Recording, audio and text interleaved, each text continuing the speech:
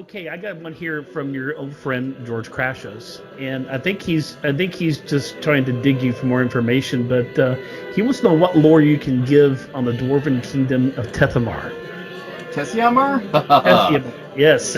As little as possible, thanks to, yes, You hear NDA. that, George? You're not getting anything. Oh, no, no, no, no, no. But, okay, what George is not getting is much that's new. Here we go with the potted summary.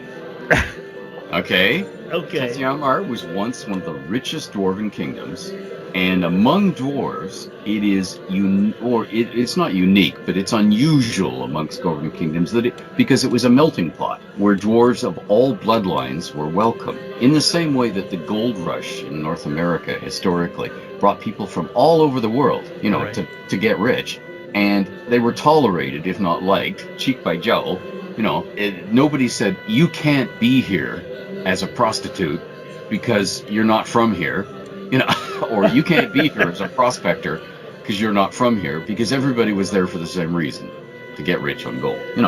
Right. So in Tethyamar was also unusual amongst dwarven kingdoms because it was a vertical kingdom geographically rather than a horizontal one, because it was in a comparatively small area on the surface map of the realms, but it dug deeper and deeper and deeper in the same space, following the vertical veins of ore that were under the northern Desert's Mouth Mountains. Tethyamar was named and founded in the year of depths unknown.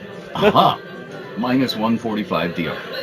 By Rorin, blood of Thordbard, of the Iron House, a fallen Ogran, an earlier realm. Tethyamar grew and grew downwards as mining went on, and the Right. dwarves of Tethyamar used rafts sent down the River Tesh to the Moonsea to sell fine smelted metals from Tethyamar to humans and elves. The dwarves of Tethyamar were under constant attack by orcs and hobgoblins in the Desert's Mouth Mountains, and the beast men of Thar, which is, to those of us who play D&D, ogres, out in the open country around the Moonsea. And Tethyamar even fell as a kingdom to a determined orc onslaught from the Dragonspine Mountains in minus 88 DR.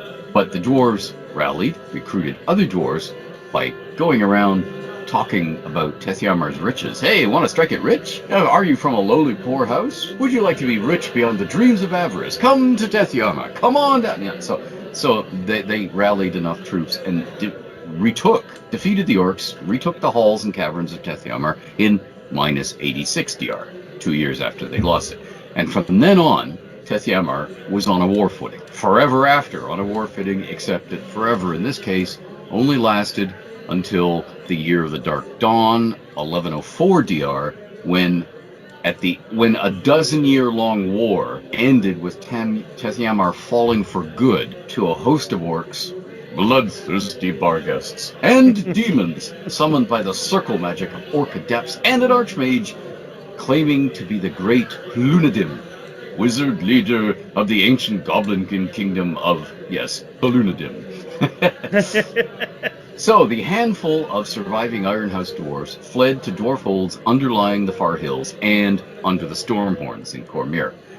Of the royal line of Tethyamar, only the king's youngest son, Gellan, survived, though he fathered sons and daughters later. One of them, Borlin, mustered the Mithril Legion to try and retake Tethyamar in the year of the Wave, 1364 DR, but that attempt failed. In 1369 DR, Gellan died in exile, deep beneath the far hills, of a wasting disease that resisted all medicinal and clerical cures, and the leadership of the Iron House passed to his twin sons, Taster Ironblades, Ironblades being a nickname, and Tester, nicknamed Farsighted, so that's Ironblades one word and Farsighted, two words but rammed together into one, Farsighted, who decided to rebuild the might of the Iron House before wasting the precious blood of our people in another assault on Tethyamar. Now, they're still at it, this rebuilding, so they haven't tried to retake Tethyamar yet. Right. But that doesn't stop dwarves from all over the Interseed lands vowing to take a hand in reclaiming Tethyamar when the attempt comes, and awaiting the day when, quote, the king shall take his throne again.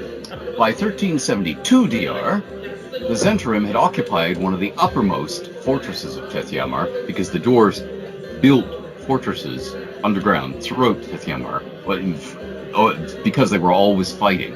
They built little strongholds that they could defend and retreat to, and they were full of weapons and food and so on, so they could hang on for a bit against any determined assault. Of course, in the end, it didn't work, but the fortresses were all still there. So the Zentrum took one of the ones that was just under the surface. But within 3 years of 1372 DR, and 3 years of starting mining, so this is the Zents mining instead of the dwarves, the Zents found themselves fighting all manner of monsters from the deep Underdark. And this happened because the Zents spent all their time and attention on forcing their slaves to mine faster, not on deep defense patrols, as the dwarves had done. The dwarves learned that they had to. The Zentrum didn't care, because, hey, you lose a few slaves, you lose a few slaves. But in the meantime, I want to get richer faster. It's sort of the modern capitalist belief of, I don't care if we're polluting the planet. I don't care about global warming. I want to make more money faster. Need those profit margins, So they behaved accordingly.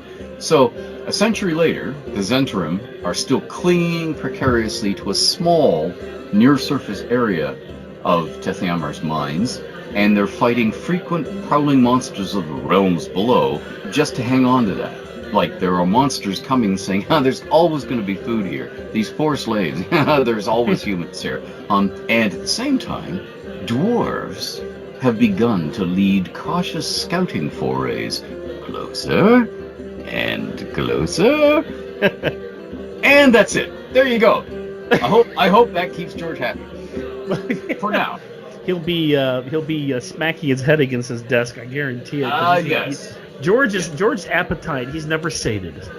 Well, there's nothing wrong with that. No, there's not. Matter of fact, that's what makes your fans fantastic, is that they always want more, and you just give them more and more. And that's what it's all about. I shall die giving them more and more. Hopefully not soon, but well, make sure you just do one limb at a time.